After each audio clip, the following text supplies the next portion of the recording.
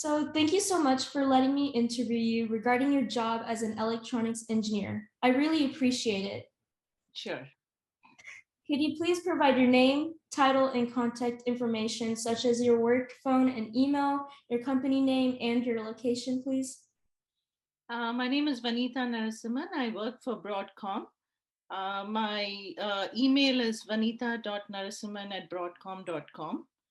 And my work email, you can just call. I don't remember my work email. It's just on WebEx. So I don't remember the phone number. Sorry. Yeah.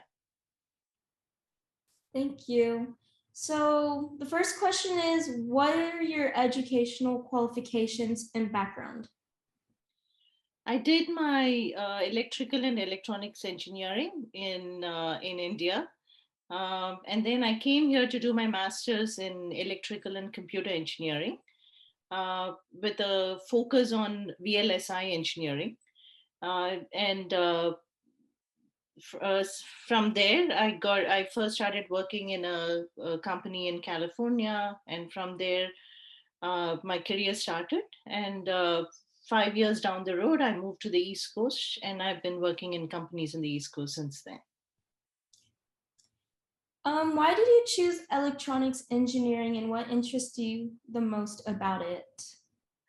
When I first did electrical and electronics engineering, it wasn't much of a choice.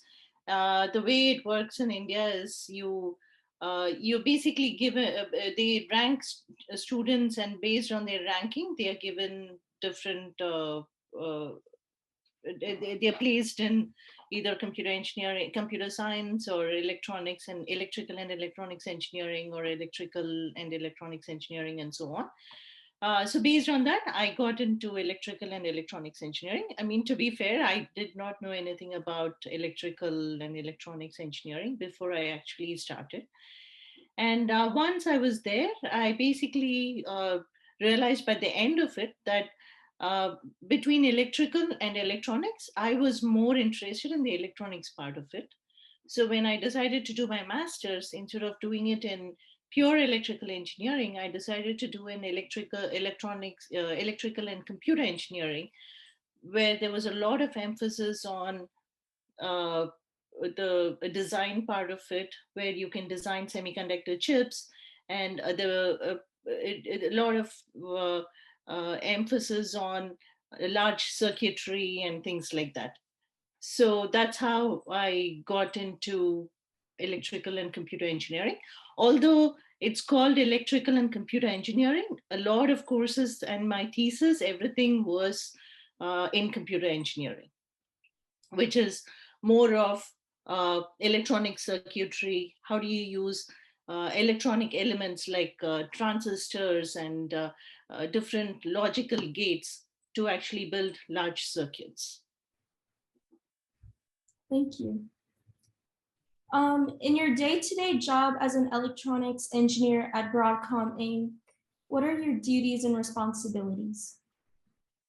Um, so, so, uh, okay, so I basically design semiconductor chips for them, and so what that entails is, let's say, so I've basically been in different divisions in Broadcom. So, in one of the divisions, for example, uh, we designed a chip for Microsoft, and what that chip does is, when so you use gzip uh, on your laptop. When somebody sends you a lot of files, it comes in as a zipped format, and then you use the Windows zip to unzip it so that you can look at the individual files.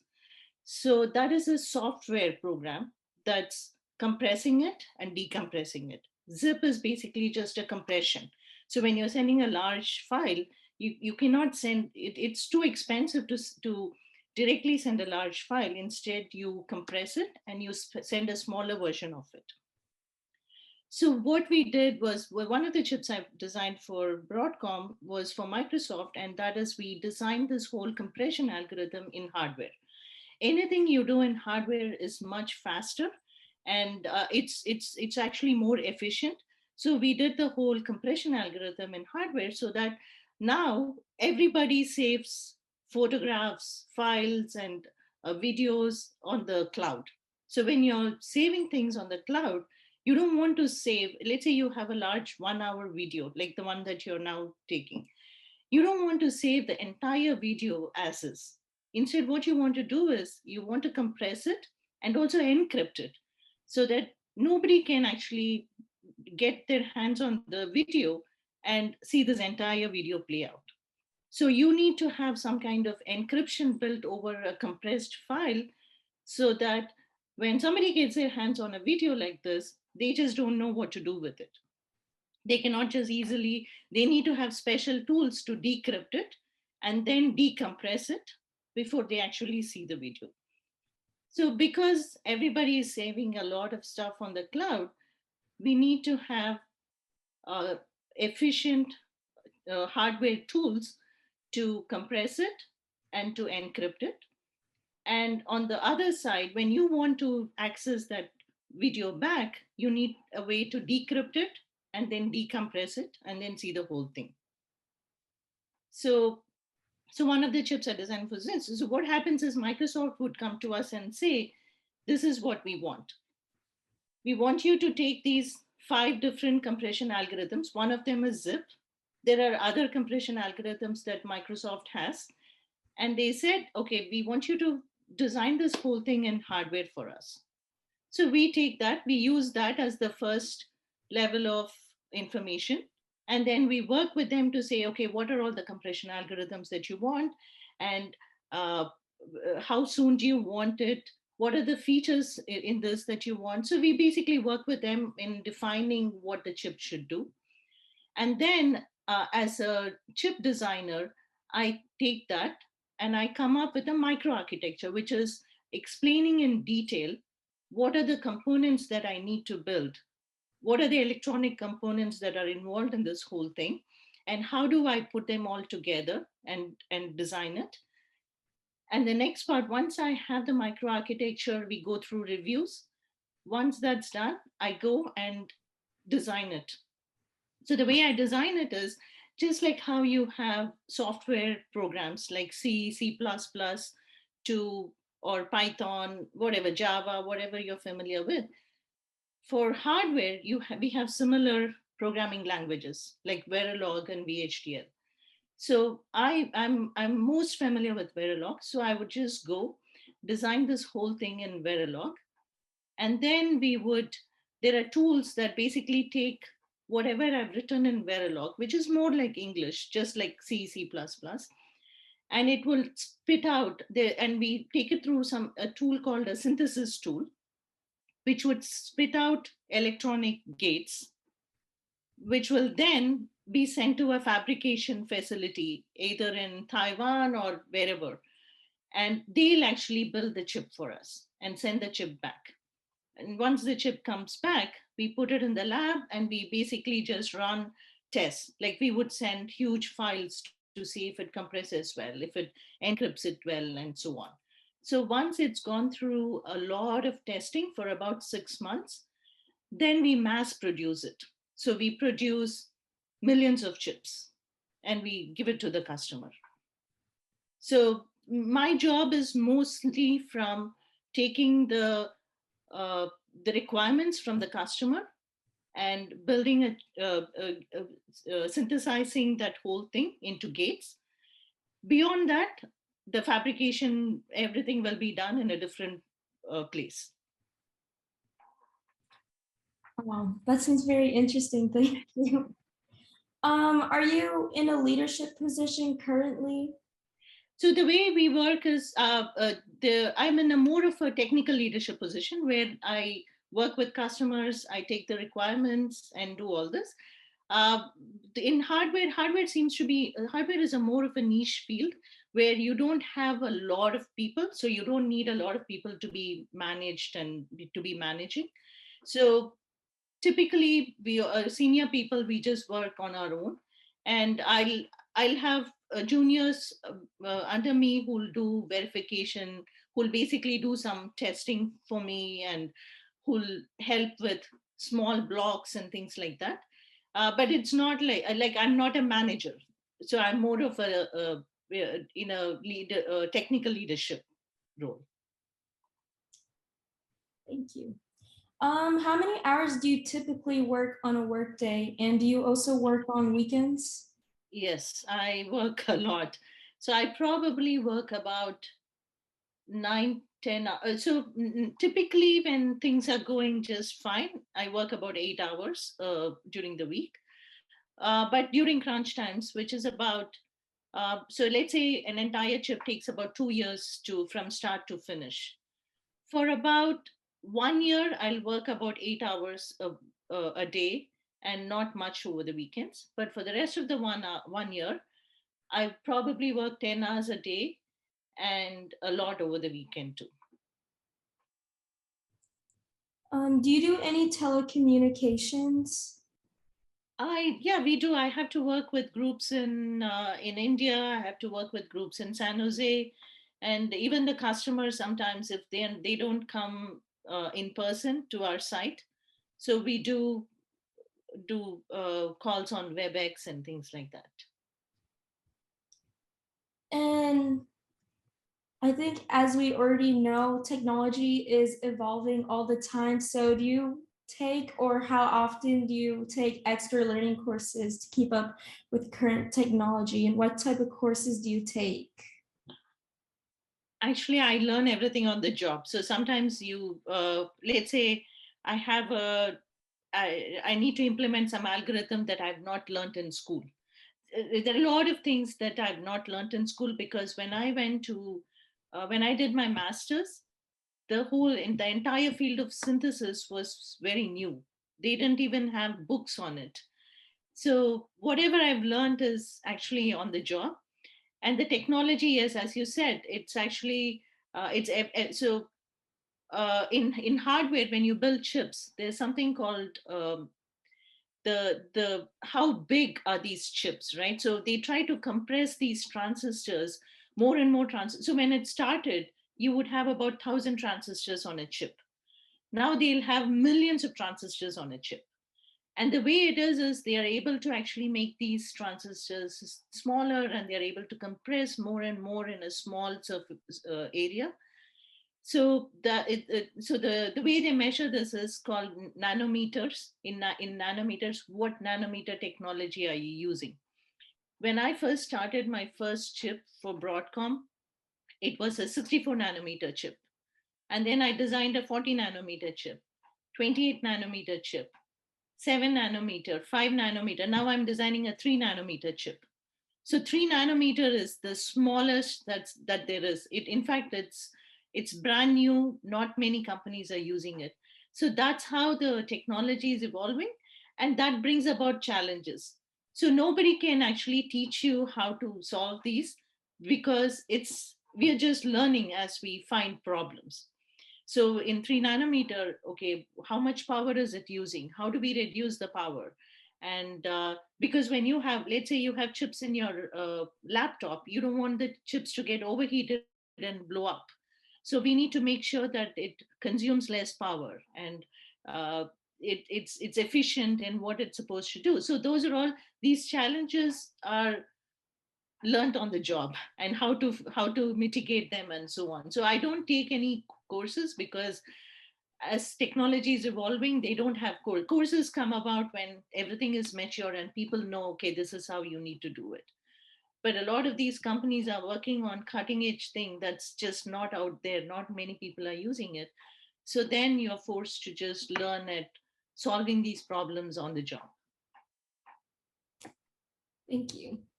In general, how much does an electronics engineer earn per year? It depends on the company. It can vary a lot. It can be from anywhere from a starting salary might be 60K to 500K. So there is a wide range of how senior you are, and yeah, so it's a wide range. Your how many years experience you have, and so it's quite a lucrative uh, job if you stick with it. I remember you mentioning that you spend a lot of hours and days working as an electronics engineer. So, do you get any vacation time and how many do you get per year? Yeah, I do get vacation time. I take about 3 to 4 weeks off every year, Mhm. typically timed around summer and holidays and things like that. Yeah. Have you ever had any promotions in your job? Yeah, I mean, yeah, I've, that's the goal. So you try to get every few years, you try to get promoted to the next level. Are there any traveling slash business trips in your job, and where do you normally travel to? If Not that many. I mean, I used to travel when some of these specifications come about and they want to get a bunch of people together in a room. We would travel during the start of a project or end of the project. These days, everything is done on Zoom. So I don't get to travel. I mean, all these things are done on Zoom. That I just have to sit in my office and attend these meetings virtually. does where you live affect your career? Can you say that again? Does where you live right now in Massachusetts affect your career? Not, I mean, not to the extent. Yeah, it would have been much better for me if I lived in the Bay Area because just the number of companies and the opportunities will be a lot in California. But having said that, I've been fine. I've been able to find good jobs and but it is definitely the field that I'm in. It's definitely limited in Massachusetts compared to the Bay Area and also now Colorado and Austin. But it's okay. It's been okay in spite of that. If I were to major in electronics engineering in college, what type of high school courses would be helpful for this career? So currently I'm taking Principles of Engineering, which is the second level engineering class in my school. And I'm also taking AP Computer Science. Yeah. You really don't need any of that because AP Computer Science is good because it'll let you at least it'll give you an insight into how programming works and what you can do. But that's not going to help you in electronics engineering. But you should. But once you're in college, you need to take uh, courses that are geared towards hardware engineering, like VLSI courses or uh, computer engineering courses. Computer engineering courses will teach you more about circuitry and how do you put components together and so on. So once you're in college is when you really need to think about what kind of engineering you want to do and then take courses geared to that. Even then, I would say that'll only help you in your first job. Once you're in your job, you just have to keep at it and uh, because programming in hardware is it's a little bit more challenging than programming in software because in hardware you need to think about clock speeds and whether you meet timing between components and things like that. All that doesn't come into play when somebody is writing a software code. So there are additional challenges when you're actually building uh, hardware circuitry. So you just have to keep at it and kind of grow with the job. I'm also in my school's robotics team. I'm in JV robotics. Does that help? Like, Uh, yeah, I mean, all these can only help. It just builds your fundamentals. And it won't directly help you in as an electronics engineer, but doing robotics is good because it'll help you with the logic. You because if you want a certain action to be performed, what steps do you want your robot to take and things like that. It'll help. I mean, all these will help you in um, it'll improve your logical skills, analytical skills, which is fundamental to any job that you want to do. do you enjoy your career overall? Yes. Do you ever get burned out? I do. it can be quite challenging sometimes because you're fighting a lot of these problems at once. um, but then I guess you'll find that in any job, whether you're a doctor or a software engineer or a hardware engineer, any job you will find periods that are really challenging, and you feel like at the end of this I need a break. And you'll get to take it also because I do get vacation time, so I just have to ride through when it's really difficult, and then I can take my time off. What is your most favorite thing about your career? Just the so when the chip comes back and it works in the lab, the satisfaction that you get from just seeing it work is it's you. I cannot even explain how good it feels. It's for if somebody builds a house with their own hands and they see it and they get to live in it. That's the feeling I get, because some of the chips that I've designed are actually used in Cisco routers, which I have in my house, where we it's a Wi-Fi router, and so I can proudly say that okay, I played a little bit of part in this router chip. So that's when I get satisfaction and happiness. Yeah. How do you balance your work, family, and day-to-day life? Um, yeah, so now my kids are a little older. So when my kids were younger, it was much difficult. So there was about a period of 5 6 years that I only worked part time. I only worked 20 hours, because working for 40 hours always meant that it was more than 40 hours. So when I worked for 20 hours, it was almost like I was working 30 hours. So that helped me. I was able to, my husband would drop my children and I would pick them up at 2 o'clock. So I would get off work at 2, and I was able to do that. And so so I did. When my kids were little, I was able to get off from work early and spend the evening hours with them. And if I had to work, I can always go back after 9 or 10 when they'd gone to sleep. So that's how. But I never missed out on taking care of them or cooking for them. So I always made sure that whatever additional work I needed to do can be done after their needs were taken care of. So it can be done. So it's not that difficult. How does being a woman in STEM affect your personal life and career?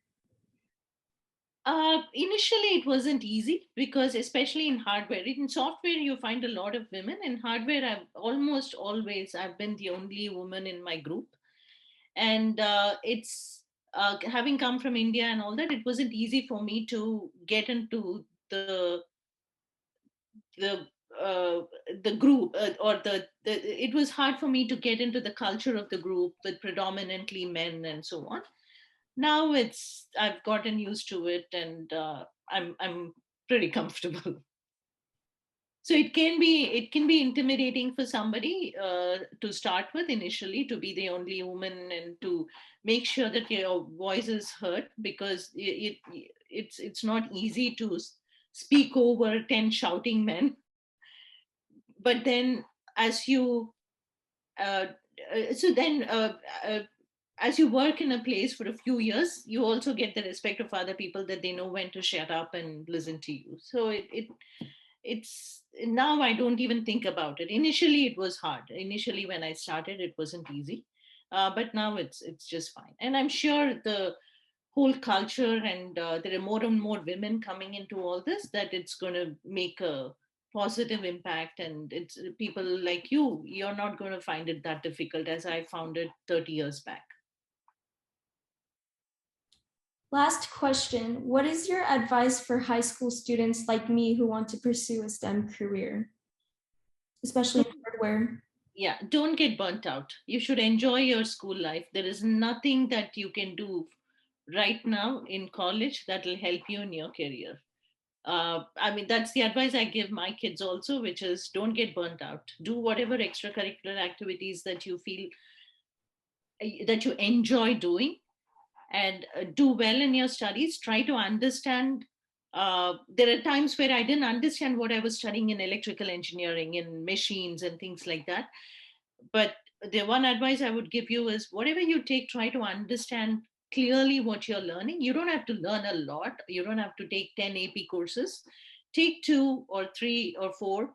Really understand what you're learning, what you're studying. Enjoy it, and do not burn yourself out when you're in high school. There is a lot of time to get burnt out in life. So just chill, and when you're in college, the same thing. Don't There are kids who take 6 courses, 7 courses, they can double major. There is no need to do all that. Just decide what you want to do, and have a clear mind about your career, what you want to do in your career, and just pursue it. And yeah. Thank you so much. Sure. So those are all the questions I had. Okay. So I just want to say thank you so much for your time, and I really appreciate you taking the time and letting me interview you. Would it be all right to contact you again in the future based on my engineering projects and in general if I have any further questions? Sure. Okay.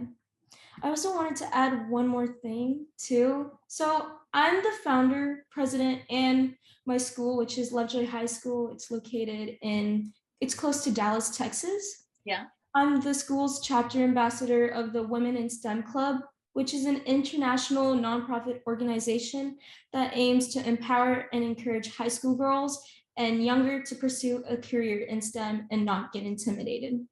Okay. We create a sisterhood with each other and participate in expanding diversity. Okay. That's cool. Yeah. As the president, I come up with activities for my club members to explore more of the possibilities in STEM careers by providing guest speaker meetings, volunteer opportunities, and Girl Powered workshops. And Girl Powered is part of the REC Foundation, which is the Robotics Education and Competition Foundation. I'm also the team captain of my JV robotics team. So would you be interested in speaking about your experience as a woman in STEM?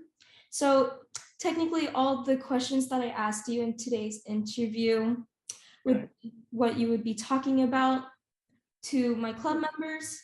Sure.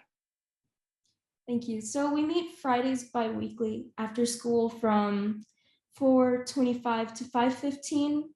Okay. Can we can work it out later, either on a Zoom meeting or like another online platform. My school, they unfortunately canceled their Zoom subscription.